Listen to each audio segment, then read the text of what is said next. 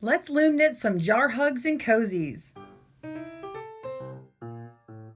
Welcome back to another Yarn Inspirations tutorial. I'm your host, Kristen Mangus of GoodKnit Kisses. Let's get started. In today's video, you are going to need a number 4 medium weight cotton yarn. We're using Bernat Handicrafter Holidays in color Red Sparkle for contrast A. And we're using color white in contrast B. You'll also need 2 buttons about 1 1/4 inch or 3 centimeters approximately. Today we're going to be working on jar hugs. There is also a bonus pattern for mug hugs as well.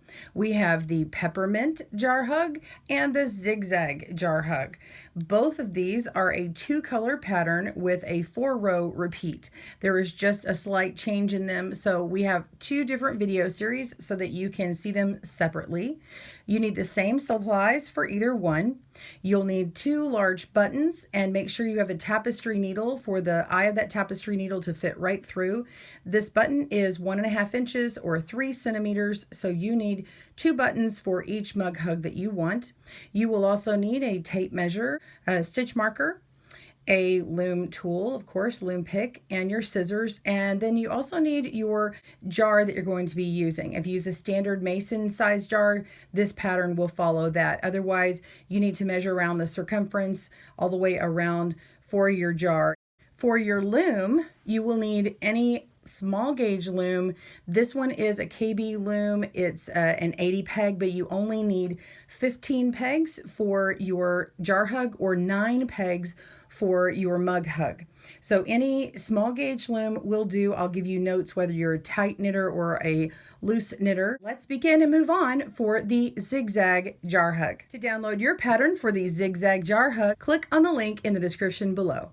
Before we begin, let's talk about construction. This is a flat panel, and you begin with your cast on edge and then work your way back and forth on this panel until you reach the end, and then we will cast off a few stitches to make a buttonhole, and then we will actually cast on some stitches again and then bind off and then sew in or weave in our tails, and then you add your buttons to this cast on edge. Now when you are doing the mug hug, you will just knit to the length that you need, and then you will bind off and stitch together the beginning and the ending parts, the cast on and the cast off edges. And that is how that is worked. Now on the jar hug, or one that you want buttons on, you will follow the instructions here. The instructions at the end will be using some of my needle video, which is only for things like sewing and such. All right, let's begin.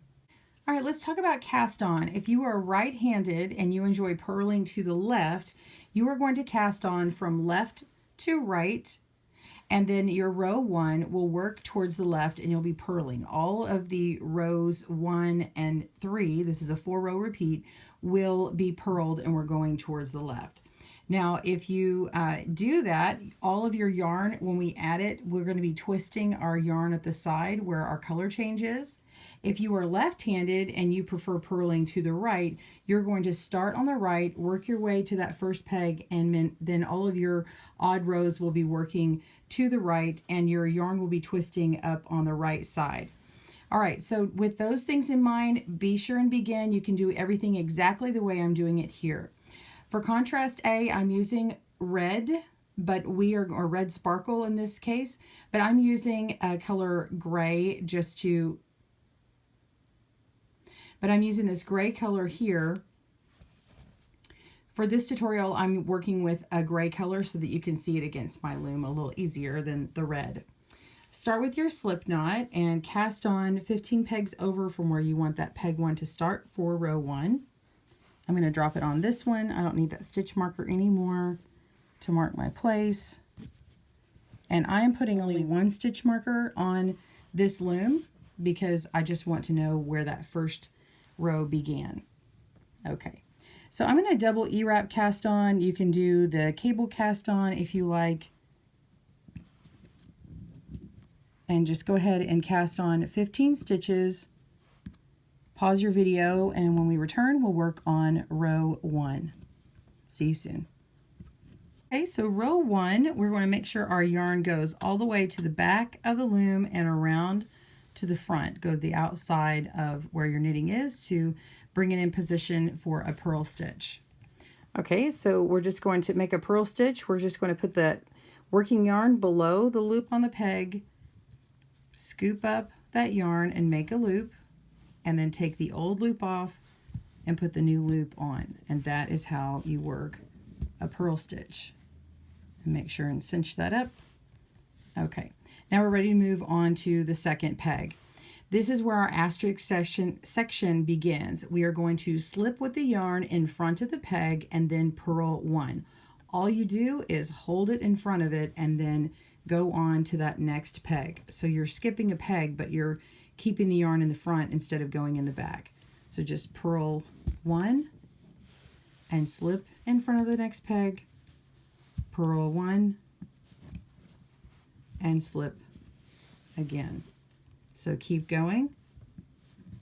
You're just simply working every other peg and keeping that yarn in front. All right, pause your video as you need, and I'll meet you back when you're ready for row 2. We're ready for row 2, and I'm going to work with my contrast B. We'll pick that up and start working that first stitch. Now you can tie it on a knot on the back inside or just leave it hanging for now, which is just fine. And we're going to work that first stitch. Now you don't need very much yarn, so if you want to make a little bobbin of yarn, keep it off to the side. And you will be twisting the yarn up the side for color changes. I'm going to take this first stitch on row 2 and knit. That's all we do. You want to pull on that other working yarn of gray, or that color A, to make sure it's not going to be way too loose in the back there. Now that we get started, we can just move on. To knit in one stitch below, you can see that we've already got this holding peg here. That's all we did the row before. Technically in needles, this has to be purled. The row before has to be purled, and then you have to pick up and you have to go below the stitch below. But on the loom, it's really easy because we can just hold it that row before. So we're just going to work with these 2 stitches, hold that yarn in front. If you are a tight loom knitter, I suggest you wrap your stitch, go all the way back here and knit over. Okay, and then you're going to continue on with a knit stitch, and so you wrap that, so it's knit 1 below and then knit 1. If you are a loose loom knitter, then you could do a flat stitch here, so you just hold it right in front here, you know, kind of loose, and then lift 2 over 1 to knit that. I tend to be a little tight, and so I'm going to U-knit that. But if you decide that after you get several inches done and yours is too gappy, you can make yours a flat knit stitch as well. So, and then you would have to go back, but this is a very small pattern, so you it wouldn't be much of a waste for you. It's certainly small enough as a small yarn swatch for you. All right, so just continue going across, working. You're knitting this entire row, but the ones where the 2 pegs are going over, it's not a knit 2 together, it is a knit 1 below. Continue working that all the way across, and I'll meet you back up for row 3. See you soon. So on row 3 on the zigzag, it is just like row 1 on the zigzag, as well as that peppermint jar hug, if you've seen that one. You're going to purl that first stitch with contrast B, and then you are going to slip with the yarn in front. So there's nothing different to do here. You're just going to slip with the yarn in front and purl. The only difference is you're working with your second color. So just continue along here, pause your video, and meet me back up when you get to the end of the row. See you soon. So row 4, all you're going to do is work across knitting, but we need to pick back up our contrast A. So I happen to have mine made in a bobbin with this contrast B, and so I'm just going to put it onto the back of my loom and grab my second yarn from the outside here. It's actually falling underneath, and so this method of pulling the yarn the same way each time is going to twist it up the side, and you're not going to notice any difference. So there's no worry about cutting yarn or anything. So on the first stitch, we just take our stitch and knit that, and then knit the next stitch. So that's knit 1 and knit 1 below. And you just continue across on the 4th row, knitting all these stitches, all the loops over. And that's it.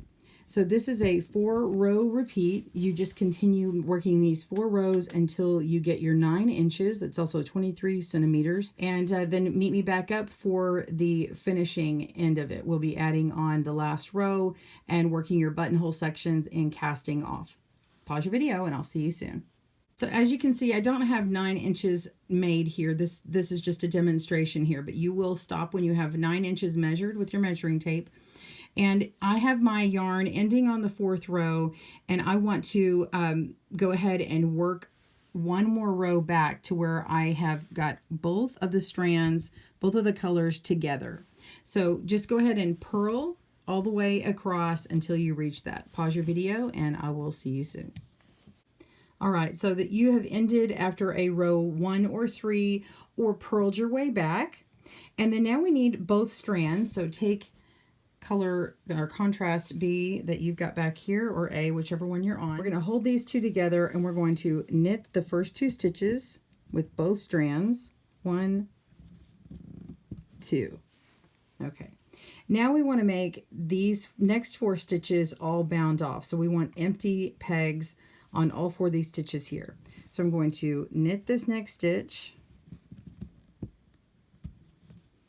and then I'm going to knit the next stitch, and I'm going to pick this second one up and put it on the first and lift the bottom 2 loops over the top 2 loops, and then I'm going to pick that peg those stitches up and move them over to that empty peg over there. And then now we're going to knit the next peg and move that new stitch over, work the stitch, pick up that loop or 2 loops and put it on the peg, and we're going to knit the next one and move the loops and then work those stitches there and pick it up and move it again. And see how we've got 3 empty pegs right now? We want 1 more empty peg. So knit the next stitch, which would be your 5th over, but it's not going to remain empty. We're going to pick that up, move it onto that 4th peg here, which we're about to make empty, knit it over, move it, and now you have 4 empty pegs. 4 empty pegs, and because this stitch is already knit, we're going to move on to the next one and knit 1 and knit 2. And then now we need to work these next 4 stitches. So this is going to be the hole for your buttons. So we're going to knit a stitch. So we're knitting 1, knitting 2, moving that over to be cast off or bound off, work that stitch, pick it up and move it, knit a stitch, move it,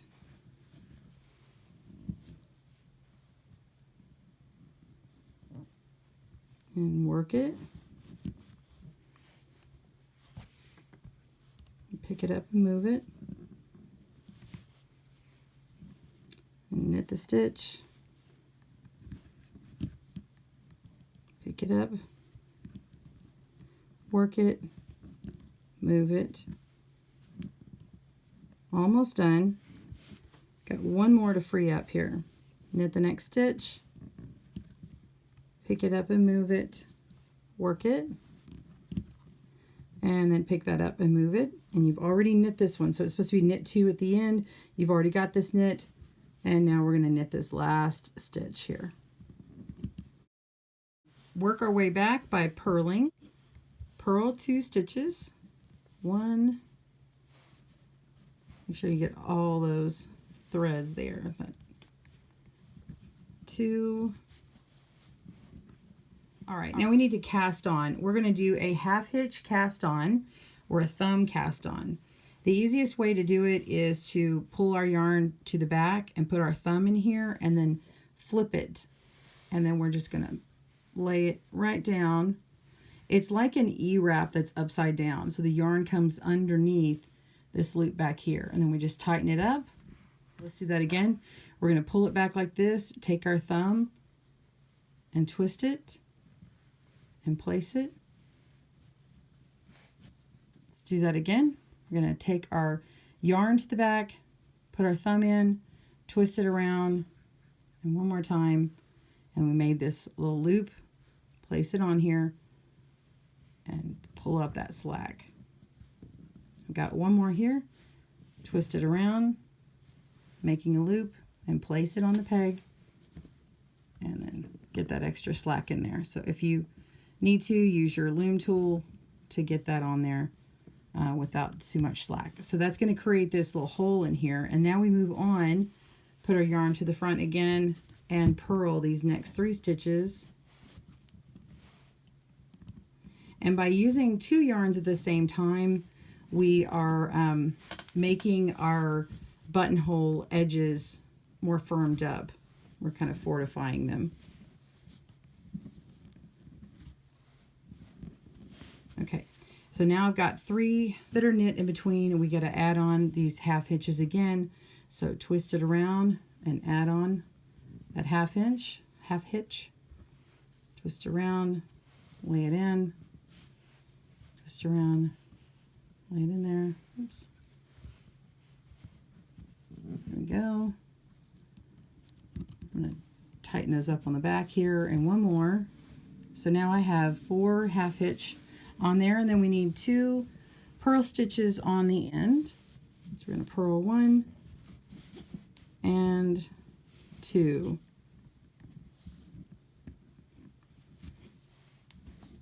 And all that's left is to cast off or bind off, and you just need the simple basic bind off, which we have done already, but you're going to do it throughout the entire thing. So let's do that together. We're going to knit the first stitch, still working with both yarns together. Knit 1, knit 2, lift that top loop over and knit it off.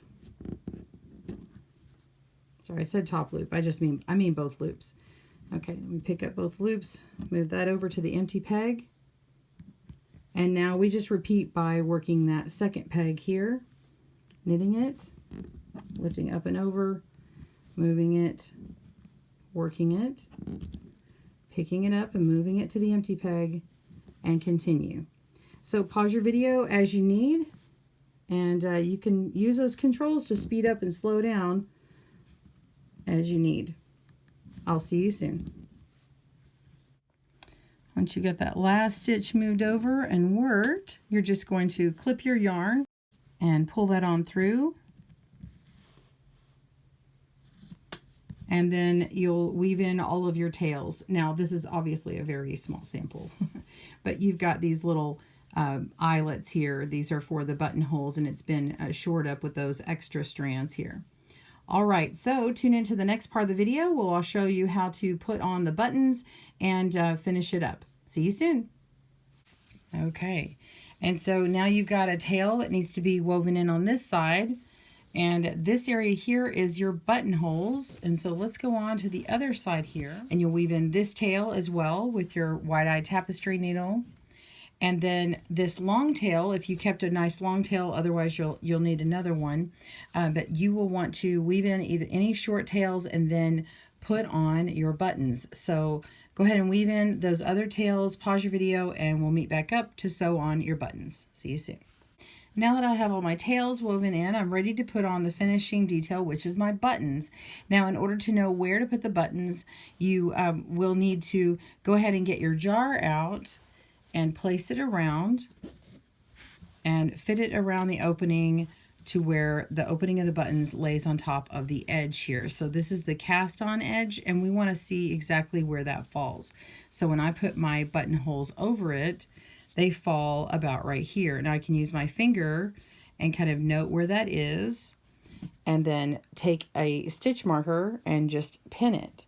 So I'm just going to put a little stitch marker in right about where that stitch is, and then I can let that go. And I have this one over here. I can mark that as well, and then I can let it go. So now I know where the buttons need to fit. See that? And I'm just going to use my my extra yarn that I had here, and I'm going to get it right up to where that stitch marker is. And then that way I can start sewing in from that direction.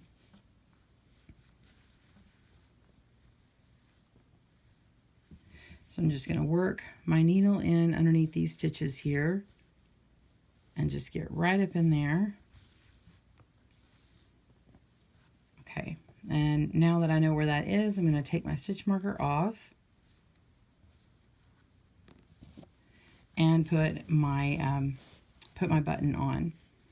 Okay, so I'm going to make my buttons at a 45-degree angle here. I think it has a little bit more interest to it, and then I'll use this first hole for where it starts being stitched in. So it's centered right up where it needs to be. Pull that on through, and then now I can go straight down and pick a stitch here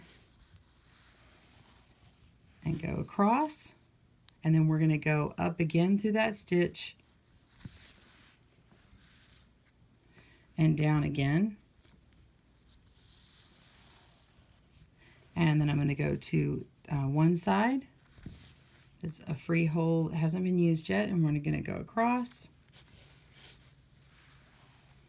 and then we've just crisscrossed our button. We'll do it one more time.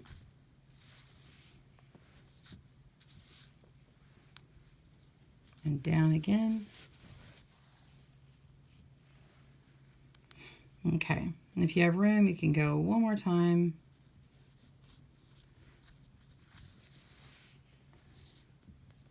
Lock that into place.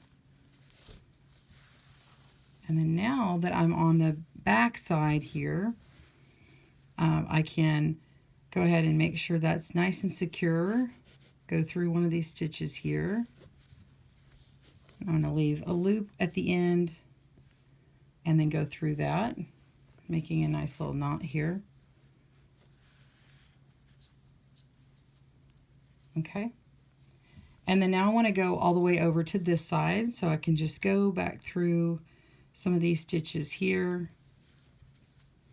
to let my yarn travel. I'm just picking areas with like yarn on it.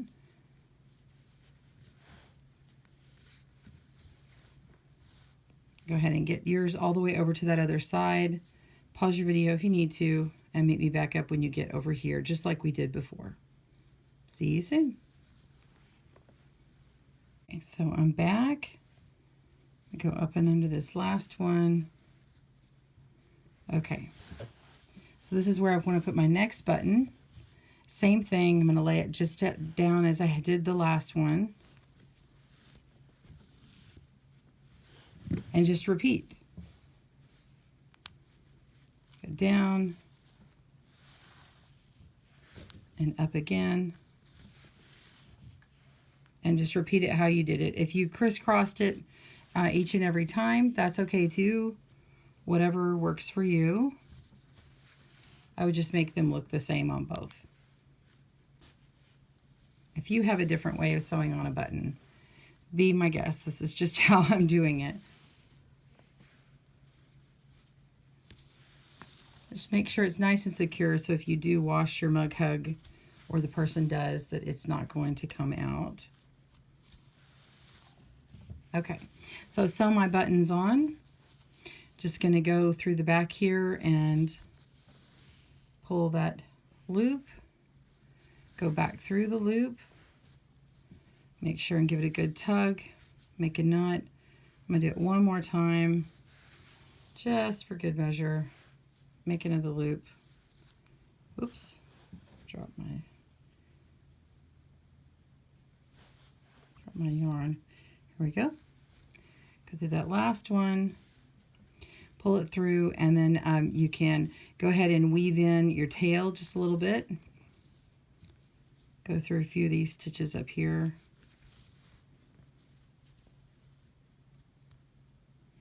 And then you can actually go through and hide where you clip it on the back side here underneath the button.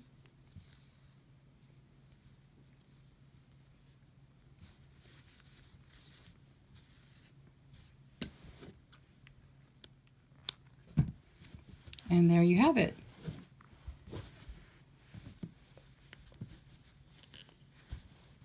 And then you're just going to button that onto your jar or your mug.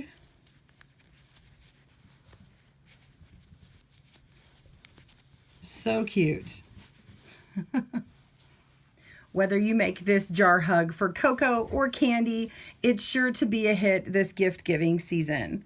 On behalf of Yarnspirations and GoodKnit Kisses, I'm your pattern designer, Kristen, wishing you happy knitting and happy holidays. Bye-bye.